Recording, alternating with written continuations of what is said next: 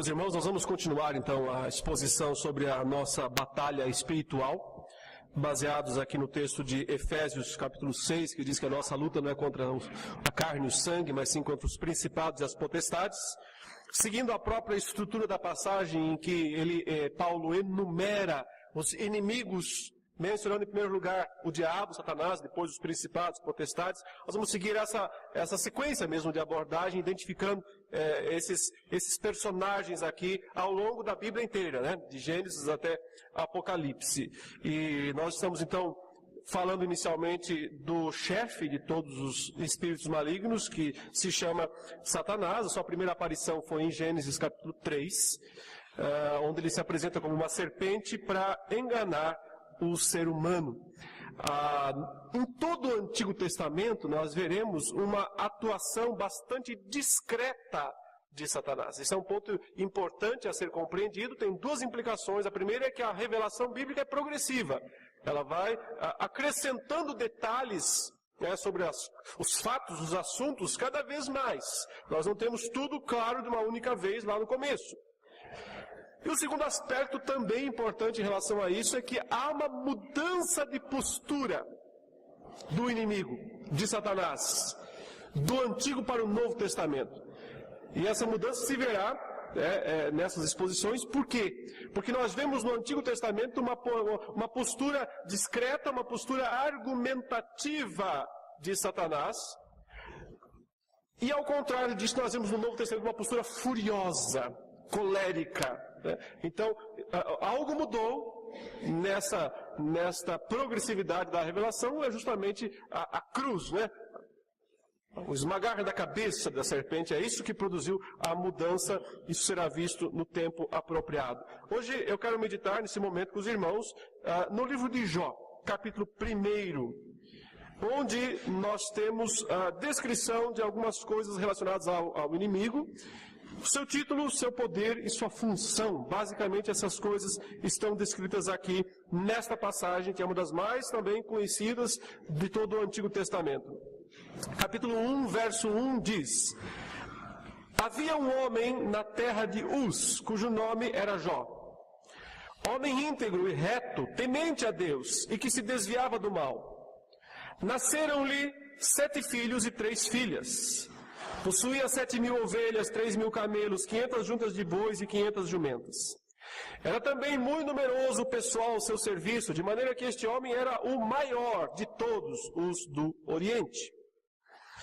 Seus filhos iam às casas uns dos outros e faziam banquetes, cada um por sua vez, e mandavam convidar as suas 3 irmãs a comerem e beberem com eles. Decorrido o turno de dias de seus banquetes, chamava Jó a seus filhos e os santificava. Levantava-se de madrugada e oferecia holocaustos, segundo o número de todos eles, pois dizia: talvez tenham pecado os meus filhos e blasfemado contra Deus em seu coração. Assim o fazia Jó continuamente. Então, primeiro aqui, né, uma descrição dos bens, da riqueza, da família, né, e do cuidado que Jó possuía em relação à sua casa, né, em relação a temer ao Senhor. Agora a cena muda para um outro lugar, o que está por trás da realidade visível, né, física. Verso 6. Num dia em que os filhos de Deus vieram apresentar-se perante o Senhor, veio também Satanás entre eles. Então perguntou o Senhor a Satanás: de onde vens? Satanás respondeu ao Senhor e disse: de rodear a terra e passear por ela. Perguntou ainda o Senhor a Satanás: observaste o meu servo Jó? Porque ninguém há na terra semelhante a ele, homem íntegro e reto, temente a Deus e que se desvia do mal. Então respondeu Satanás ao Senhor: porventura Jó debalde teme a Deus? Acaso não o cercaste com sebe a ele, a sua casa e a tudo quanto tem? A obra de suas mãos abençoaste, e os seus bens se multiplicaram na terra. Estende, porém, a mão, e toca-lhe em tudo quanto tem, e verás, se não blasfema contra ti na tua face. Disse o Senhor a Satanás: Eis que tudo quanto ele tem está em teu poder. Somente contra ele não estendas a mão. E Satanás saiu da presença do Senhor. Até aqui, por enquanto, nós temos esse relato tão impressionante que nos revela coisas muito importantes e necessárias a respeito da personalidade, a respeito desse ser maligno perverso que aqui recebe o título explicitamente Satanás. Ele já não é mais a serpente, ele está aqui com o título que ele adquiriu ao longo da sua trajetória, o adversário, aquele que se opõe. Em Gênesis 3, Deus falou em uma inimizade entre a mulher e Satanás, os descendentes de cada lado. Então, aqui está o inimigo, o adversário dessa inimizade que o próprio Senhor estabeleceu. Mas observe inicialmente algo aqui surpreendente. Veja que ele é alguém arrolado entre os filhos de Deus. O versículo 6 diz isso. Num dia em que os filhos de Deus vieram apresentar-se perante o Senhor, veio Satanás entre eles. Num dia da ideia é o seguinte, num dos vários dias em que eles fazem isso, em que os anjos, porque aqui a referência certamente é aos anjos, aos seres celestes, nas suas várias categorias, nas suas várias hierarquias, num dia em que eles se apresentaram perante o Senhor, então a ideia é que eles vieram dar relatório ao Senhor. Os seres celestes cumprem funções de Deus no mundo. Por exemplo, Hebreus capítulo 1 fala que os anjos são espíritos ministradores enviados ao mundo para auxiliar aqueles que vão herdar a salvação. A função, portanto, dos anjos é ajudar a igreja, ajudar os cristãos na sua caminhada, para que eles cheguem até o fim, até o final. Assim, eles têm várias outras funções, inclusive, biblicamente pode-se dizer, em relação à natureza, em relação ao mundo natural. Eles também cumprem funções designadas por Deus, as quais são misteriosas para nós. Nós não temos como entender essas coisas. Isso não é uma linguagem científica, isso é uma linguagem espiritual que a Bíblia utiliza. Fala às vezes do anjo do fogo, do anjo das águas, do anjo do abismo. São expressões utilizadas na Escritura que denotam funções exercidas por esses seres espirituais. O fato é que eles se apresentaram perante o Senhor para dar um relatório das atividades feitas, das suas várias hierarquias celestes. A Bíblia fala de querubins, serafins, fala de arcanjo, que seria o general, o principal dos anjos de Deus. E entre esses filhos de Deus, no dia em que os anjos se apresentaram para dar o relatório, estava também Satanás. Então, ele pelo menos até esse momento em que o texto foi registrado, e que Jó viveu, que Jó existiu, ele é alguém arrolado ainda como um dos filhos de Deus, está lá no céu e pode conversar com Deus, falar com ele. Na verdade, a iniciativa não é dele, mas é de Deus. Satanás se apresenta, mas não fala nada, ele está quietinho. Então, Deus pede para ele se pronunciar. Então, parece ser essa a ordem correta. As criaturas de Deus, os anjos de Deus, eles têm respeito para com Deus. Os serafins, lá em Isaías capítulo 6, com 2 asas cobrem os pés, com 2 asas cobrem os olhos e com 2 voam. Então, é uma posição de extremo respeito para com Deus. De não afrontar, parece que eles não se dirigem a Deus diretamente. Mas como Deus falou, sua vez, Satanás, dá o seu relatório. Pode falar. Onde você estava, o que estava fazendo. Então, Deus cobra dele um relatório sobre suas atividades. E então, ele dá um relatório extremamente genérico. O que ele diz a Deus? Eu estava dando umas voltas por aí. Eu estava passeando, percorrendo a terra. Bom, isso parece ser a função dele. Ele parece ter justamente essa incumbência celeste de realizar alguma coisa em relação à terra, percorrê-la, para trazer relatórios a Deus. Porém, o Deus que é soberano também percebe que tem algo mais em jogo. Percebe que esse ser está olhando demais para uma pessoa em especial. E aí Deus pergunta para ele: viste o meu servo Jó? Por que é que Deus faz essa pergunta? Não tem um monte de outros servos na terra? Por que ele pergunta: viste o meu servo Jó? Porque é óbvio que Deus sabe, Deus percebe que ele de fato está olhando demais para esse servo Jó. Por quê? Porque esse servo Jó é objeto das suas investigações. Ele está investigando a vida deste homem. E ele está então tentando entender por que esse homem parece tão justo, parece tão correto, e ele logo chega a uma conclusão. E a sua conclusão, ele vai despejar diante de Deus. Porque Deus é quem pergunta, Deus é quem chama a atenção. Você viste meu servo Jó como lá? Ninguém como ele, fiel, temente, se desvia do mal. De quem mais Deus teria dito algo tão especial de um ser humano, o testemunho divino de um homem? É isso que principalmente deve ter causado toda a revolta em Satanás. Porque o seu grande interesse desde o início é o quê? É levar o ser humano a culpar a Deus. O ser humano a blasfemar, a de alguma maneira ofender a Deus. É isso o que está na essência da sua atividade, da sua função. E aí ele vê um homem que não faz isso. Então ele tem que dizer, tem que haver um motivo aí.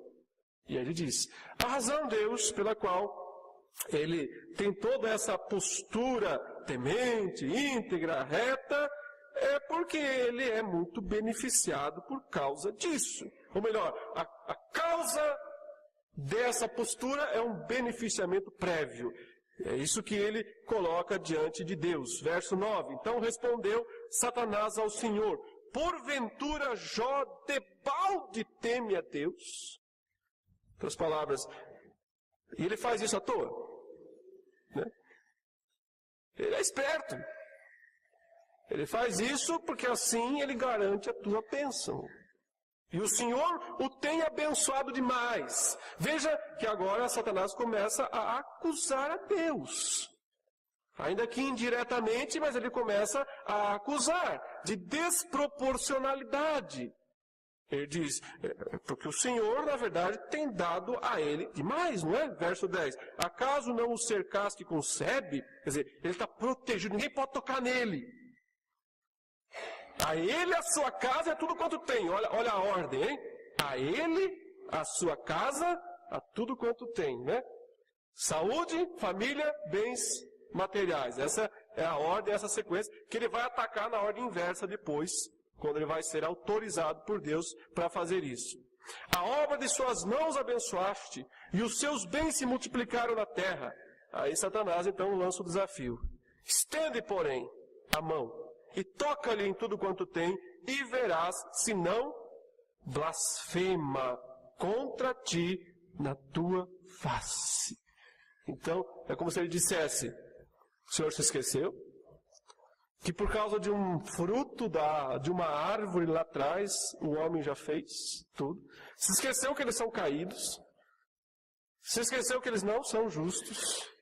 Que eles são facilmente convencidos a fazer as coisas erradas. E esse daí está tendo uma postura aparentemente correta, exclusivamente por questão de benefício pessoal.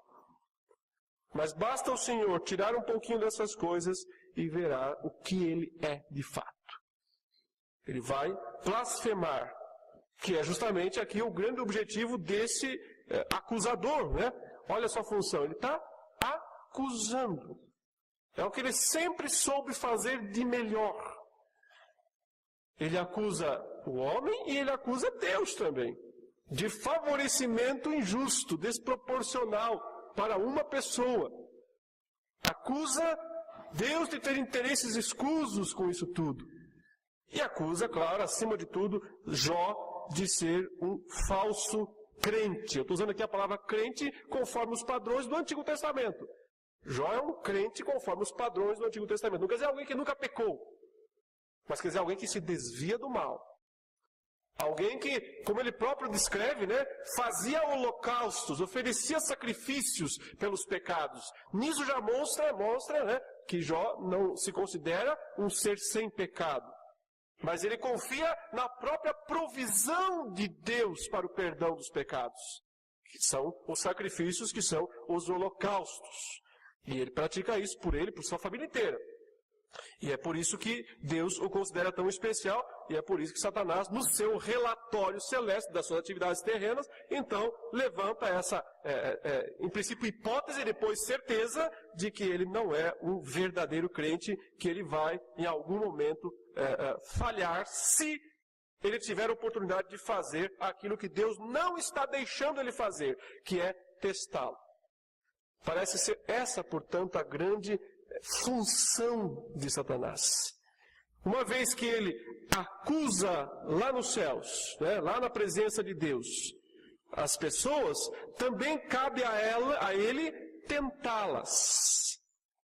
A Escritura diz que Deus a ninguém tenta, e ele também não pode ser tentado pelo mal.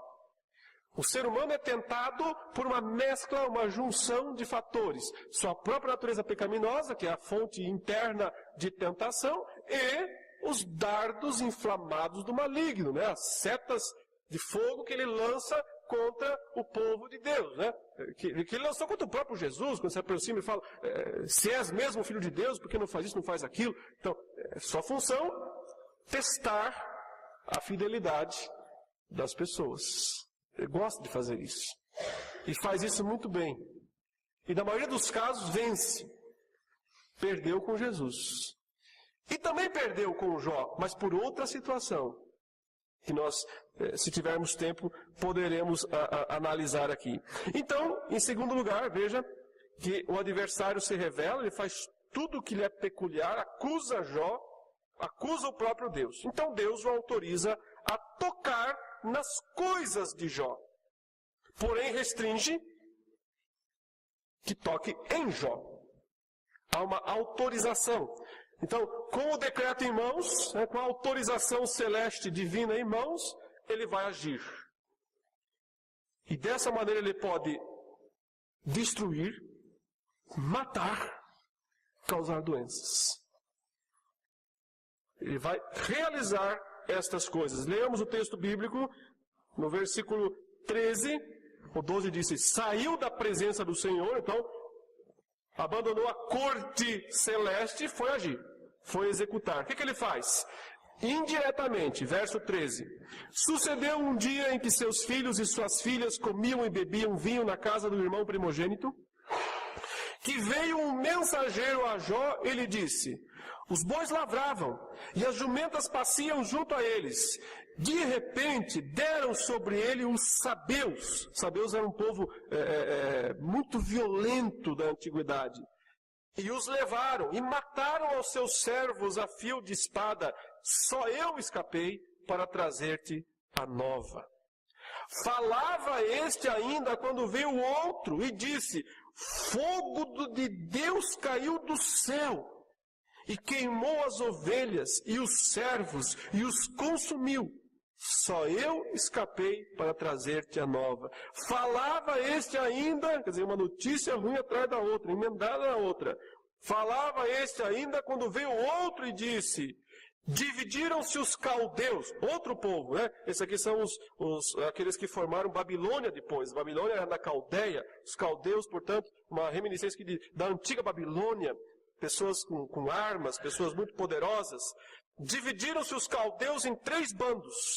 Deram sobre os camelos, os levaram e mataram aos servos ao fio da espada. Só eu escapei para trazer-te a nova.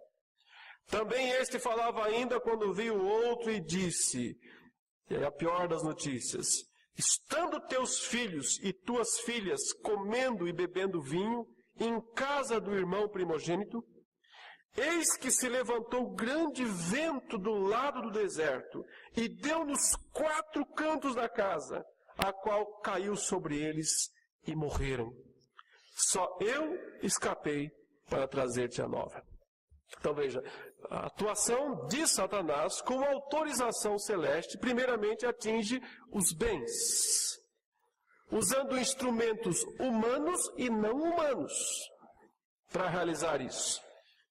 E depois atinge a família, os filhos, e assim todos são mortos. Olha os 4 instrumentos que Satanás utilizou aqui. Os sabeus, que era um povo ladrão, né, um povo acostumado a roubar. O fogo do céu, provavelmente aqui são raios, talvez uma tempestade de raios ou algo nesse sentido.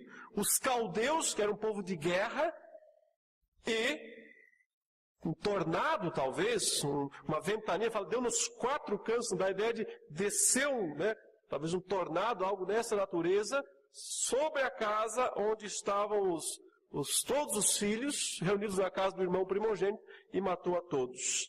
Então, a gente percebe uma manipulação de instrumentos humanos e não humanos, para realizar seus intentos. Que, no entanto, só pode ser feito a partir de uma autorização de Deus. Que por razões misteriosas, Deus concede ou não, para que ele desempenhe. A ideia é justamente essa, de que, embora ele tenha uma certa liberdade até esse período, até esse momento aqui descrito nesse texto, de percorrer, de andar pela terra, de imprimir certos testes, mas para realizar coisas mais pesadas, coisas mais duras, ele precisa da autorização de Deus. Lembramos de uma outra situação, que foi aquela envolvendo Pedro. Antes da traição, Jesus o alertou. Disse que, olha, a situação vai ser assim, antes que o galo cante, você me negará 3 vezes. Pedro está incrédulo quanto a isso, porque ele se sente muito forte, muito fiel, ele até acha que os outros não são tão fiéis quanto ele. Não tem jeito, a explicação de Jesus é: Satanás reclamou a tua alma.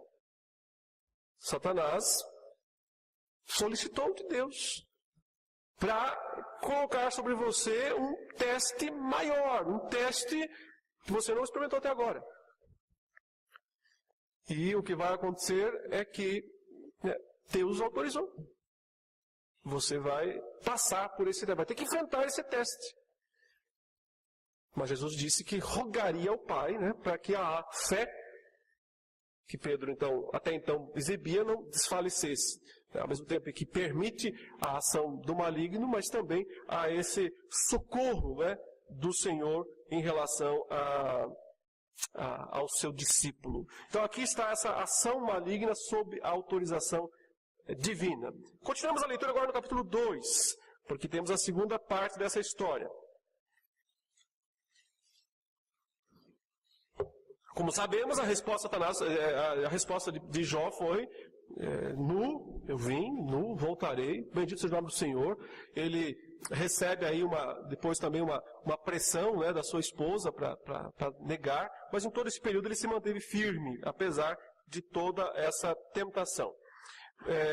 Que também envolveu a que está aqui no capítulo 2, que ele diz: num dia em que os filhos de Deus vieram apresentar-se perante o Senhor, veio também Satanás entre eles apresentar-se perante o Senhor. Então, olha, outro dia de relatório, marcado nos céus, os seres celestes se apresentam outra vez perante o Senhor. Se apresentar é prestar relatório, né, ao Rei dos Reis, ao chefe dos céus, e lá está entre eles também Satanás. Novamente, Satanás não se dirige a Deus, ele não tem essa autorização. Mas Deus vai cobrar o relatório dele. Versículo 2. Então o Senhor disse a Satanás: de onde vens? Então parece ser essa a pergunta padrão, feita para todos os demais anjos. Como é que está o seu trabalho? Está desempenhando corretamente sua função? Onde é que você estava? Respondeu Satanás ao Senhor e disse: de rodear a terra e passear por ela. A resposta idêntica à primeira que ele já havia oferecido, né, ao Senhor. Mas o leitor sabe que nesse angu aqui tem muitos caroços, tem coisa mais profunda nessa história. Aí vem a segunda pergunta de Deus, verso 3. Perguntou o Senhor a Satanás: observaste o meu servo Jó? Porque ninguém há na terra semelhante a ele, homem íntegro e reto, temente a Deus, e que se desvia do mal, então Deus faz exatamente o mesmo relatório da primeira vez. Ele diz, não é assim? Ele não é dessa maneira? Agora vem a novidade. Ele conserva a sua integridade, embora me incitasses contra ele, para o consumir sem causa. O relatório, Deus então diz, você falhou. Percebe que você falhou? Reconhece que você falhou na sua acusação, que ela estava errada, infundada. Satanás não é de desistir facilmente. Esse é um dos outros aspectos que nós vemos na Escritura. Ele é aquele ser que não desiste nunca.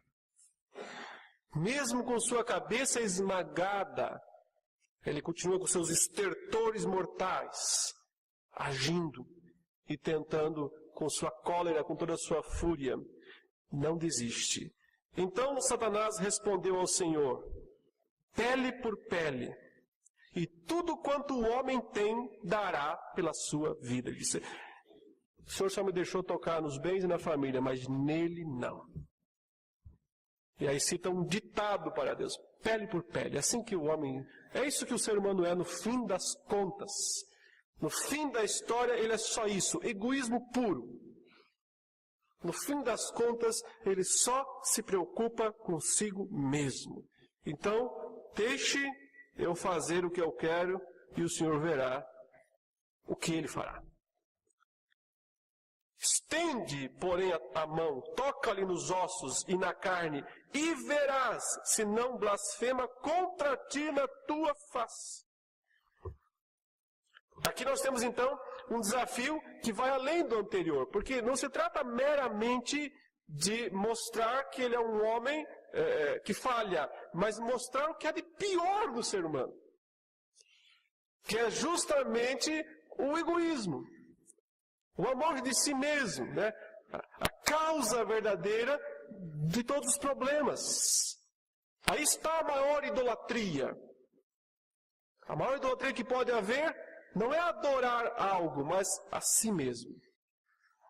Se reconhecer como a única realidade, a única existência, a única coisa que importa.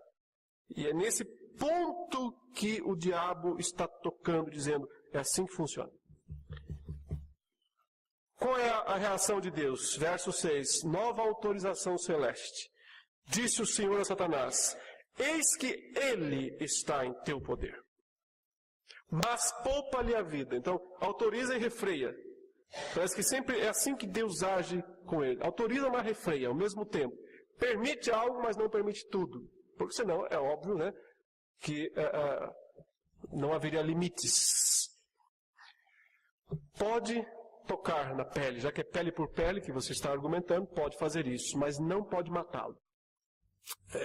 Veja, aquele que é descrito em Hebreus 2,14 como aquele que tem o poder da morte, não pode matar alguém sem a autorização divina.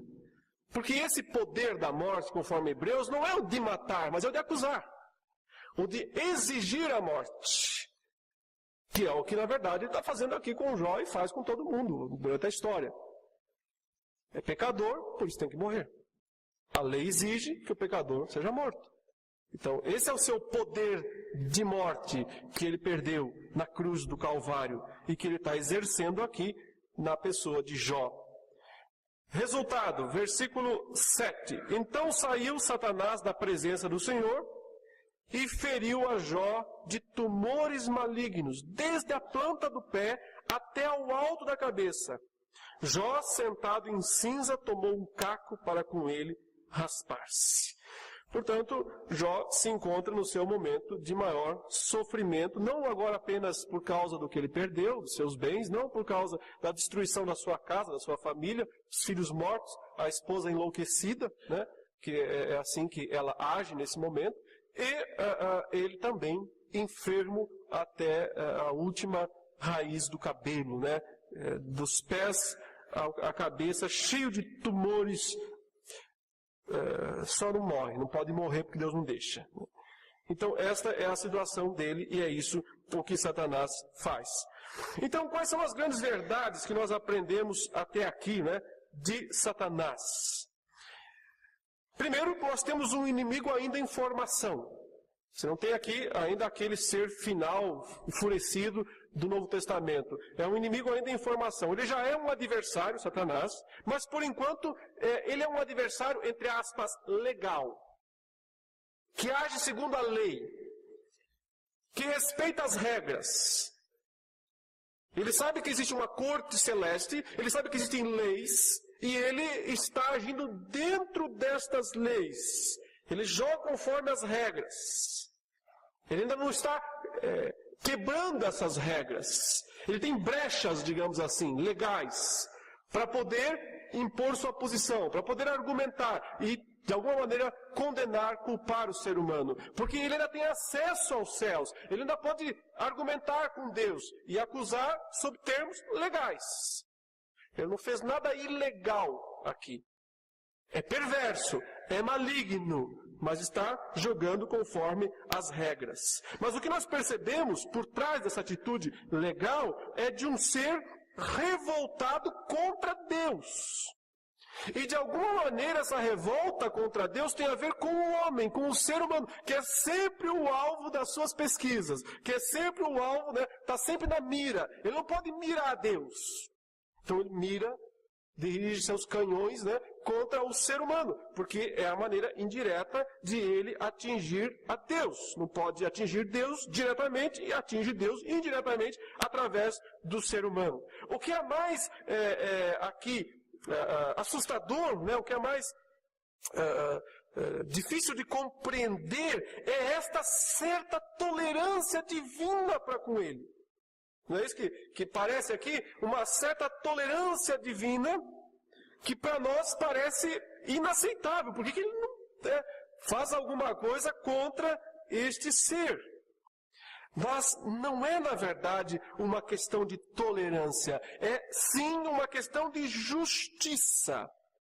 Deus está agindo de acordo com os aspectos legais. Aquilo que é justo, aquilo que não é justo. Ele não inverte estas coisas. Então, há direitos adquiridos. Infelizmente, Satanás adquiriu direitos. A partir do momento que ele induziu o homem à queda, ele adquire direitos sobre isso. Ele tem poder de acusar os seres humanos. E o Senhor não o cerceia desse direito. Permite que ele chegue lá nos céus e faça suas acusações. Deus tolera por uma questão de justiça. Porque Deus não pode passar por cima das leis que ele próprio estabeleceu. Então, Satanás está jogando conforme as leis. E ele tem um poder grande, mas sob a autorização divina. Deus autorizando, ele conquistando essa autorização, esse direito, ele consegue agir de várias maneiras destrutivas. Pode matar, pode destruir, pode infligir doenças, mas não pode ir além do limite sempre marcado por Deus, estabelecido por Deus. Então, o que nós aprendemos aqui é que na soberania dos planos e dos propósitos divinos, esse ser cumpre um papel. E é um grande papel, não é um papel secundário, é um grande papel. Ao permitir a queda, Deus revelou o seu grande amor para com o ser humano, possibilitando a vinda de Jesus Cristo. Para ser picado pela serpente. Olha, o próprio Deus não ficou imune a isso. Ele não resolve o problema à distância. Ele não resolve o problema por decretos. Ele resolve o problema agindo, assumindo a posição humana. Então, a queda, por mais terrível que seja, ela revela a grandiosidade de um Deus que é soberano e que mostra na prática, não só em conceitos, mas na prática, o que é o amor verdadeiro. Quando Jesus vem ao mundo e dá a sua vida, picado pelo poder de Satanás, mas ressuscitado para a glória. E há um aspecto aqui no livro de Jó que não pode ser esquecido, eu vou encerrar a aula mencionando isso, que através de toda essa ação maligna, perversa, Deus revela ainda mais o seu poder, a sua grandeza e também um aspecto essencial a respeito do que é fé. Porque, como você sabe, depois disso, agora abreviando toda a história, Jó reclamou. Embora paciente, claro, a Bíblia testemunha que ele foi um homem muito paciente, mas não quer dizer que ele não tenha reclamado. Ele reclamou com Deus. Qual foi a reclamação que Jó fez com Deus? Então, usando aqui a mesma terminologia, ele deve ter dito assim: desproporcional.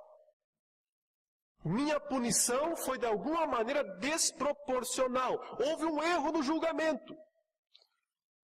Eu quero entrar com um recurso. Porque o que eu sofri, a punição que eu sofri, perdi todos os meus bens, perdi os meus filhos e perdi a minha saúde, isso é uma punição desproporcional para algum pecado que eu tenha cometido, que eu tenha feito. Então eu quero revisão do processo. É mais ou menos isso que ele está perguntando. Ele diz: se eu pudesse comparecer perante o tribunal de Deus, se eu pudesse argumentar com o Todo-Poderoso, então eu faria que ele visse que foi desproporcional, que não foi justo, que não está sendo honesto, tudo isso que eu estou enfrentando. Então, há uma revolta em Jó, como qualquer pecador tem, quando sente que a coisa está meio desproporcional. Então Deus concede a audiência. No livro de Jó, Deus vai conceder Jó, protocolou lá, pediu uma audiência com Deus, e Deus disse: muito bem, eu vou te conceder essa audiência. E Jó, então Deus vem falar com Jó no meio do rodamuinho, lembra da passagem? Chega lá e Deus vai falar com ele. E Deus diz assim: Jó, é o seguinte, você quer me fazer umas perguntas, não quer? Claro. Eu deixarei. Se primeiro você responder umas que eu tenho para te fazer. Então, eu vou te perguntar, se você me responder, eu te respondo também as suas dúvidas, aquilo que você está achando que não está muito legal. Legal, aí então Deus começa a falar. O que é que Deus fala? Explica para ele. Jó, é o seguinte, sabe qual foi o problema? Um dia, quando os anjos vieram do céu fazer um relatório, entre eles estava Satanás. E aí, Satanás, assim, assado? Não, Deus não fala nada disso. Não explica nada. Não conta. A parte invisível da história continua invisível para Jó. Para nós não, nós somos aqui leitores oniscientes. Nós lemos o livro e a gente sabe tudo do começo ao fim. Nós temos a visão de Deus. Nós não temos a visão do homem. A visão de Jó. E Jó fica sem essa visão também. Ele não sabe que teve um diálogo. Ele não sabe que teve uma acusação. Ele não sabe que uma cláusula foi levantada lá no céu contra ele. Ele não sabe disso. Não sabe de nada. Inocente. E aí, o que acontece é que Deus vai falar em outros termos com ele. Vai dizer o seguinte: Jó, pergunta número 1. Onde é que você estava quando eu criei o mundo?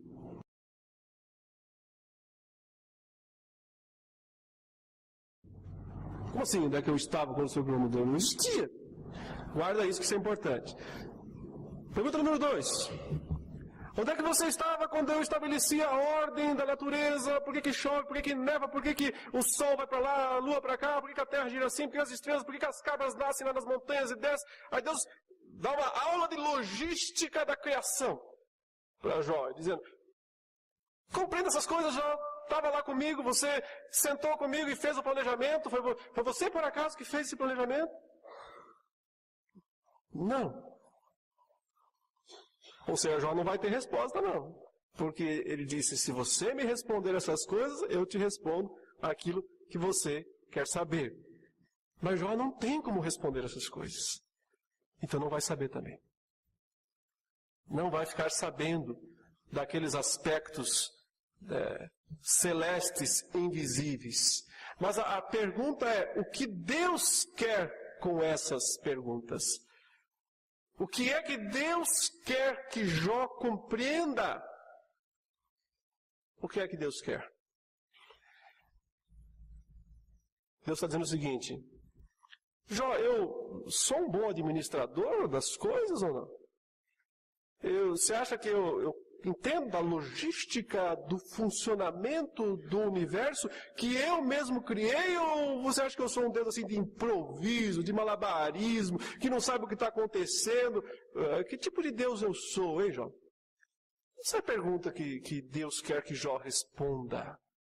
Em outras palavras, Deus quer que Jó entenda que ele não é um Deus de improviso, que ele não é um Deus que não sabe de nada, que ele não é um Deus que pode ser pego de surpresa. Ele quer que Jó entenda que ele tem controle.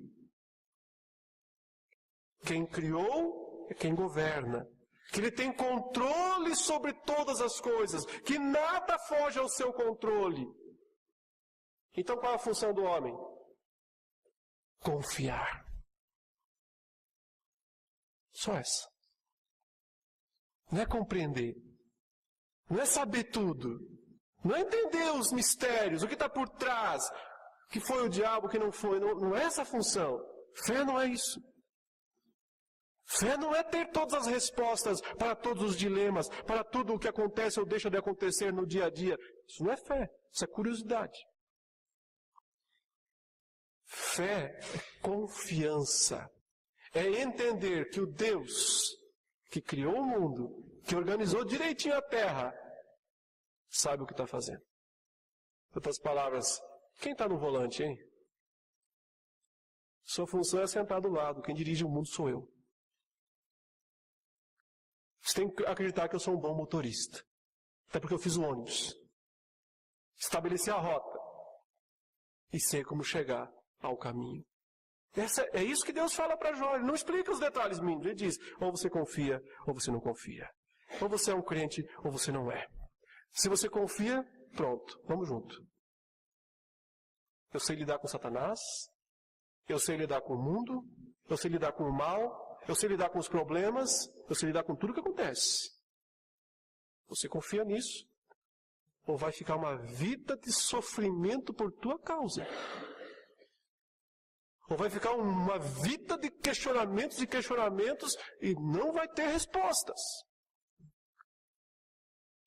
Então, através de toda aquela ação maligna, Deus mostrou sua grandeza, sua soberania, seu governo perfeito de todas as coisas. Qual é a resposta de Jó ao final? Esquece o que eu queria te dizer. Esquece. Não tem mais pergunta nenhuma para fazer para o Senhor. É assim, capítulo 42. Não tem mais pergunta. Alguém falou alguma coisa aqui? Não fui eu. Se alguém tinha alguma coisa para perguntar aqui, esquece, porque era um sujeito tolo.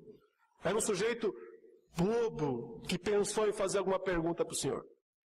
Falei de coisas que eu não compreendia. Coisas elevadas demais para mim. Por isso me arrependo, me abomino no pó e na cinza. Bem sei que tudo podes. Nenhum dos teus planos pode ser frustrado. Eu te conhecia só de ouvir. Agora os meus olhos te veem. E por isso me abomino. No pó e na cinza. Isso é ser crente. Ser crente não é entender tudo, não é saber todas as respostas, não é conhecer os mistérios profundos de Satanás. Ser crente é saber que tem um Deus maior do que Satanás. E que não perde o controle do seu mundo, da sua criação, do nosso destino, da nossa trajetória, por nada. Não perde o controle. Continua dirigindo o nosso mundo, nossa vida, nos mínimos detalhes, em meio ao caos que nos cerca. Em meio ao caos. O que é fé? Qual é a atitude verdadeira de fé? Confiar nos soberanos propósitos de Deus. Descansar neles. E seguir o trajeto rumo à glória eterna. Satanás não está aí por acaso. Mesmo com toda a sua rebeldia, maldade, ele é um instrumento final de Deus. E no final será punido por tudo que fez. E Deus será engrandecido pelo poder da sua glória. Que Deus nos abençoe, meus irmãos, em nome de Jesus. Amém. Te damos graças, Senhor Deus, pelo ensino da Tua palavra. Para nós é muito importante, é crucial compreender a grandeza do Senhor. Compreender que Tu és o Deus que fez todas as coisas. E tens na Tua mão o controle total, absoluto, de todos os eventos. Dos menores aos maiores. Porque tudo corrobora para o Teu plano e para o bem daqueles que amam a Deus. Faze-nos compreender, ó Deus, a nossa própria dependência de Ti mesmo. Para que não sejamos arrogantes. Para que não venhamos a cair no engano maligno de blasfemar contra o Senhor. Permite, Senhor, que nós continuemos a nossa trajetória, a nossa caminhada cristã, com fidelidade, com confiança no Senhor e no sangue do Cordeiro Jesus. É neste nome que nós oramos e confiamos. Amém, Senhor.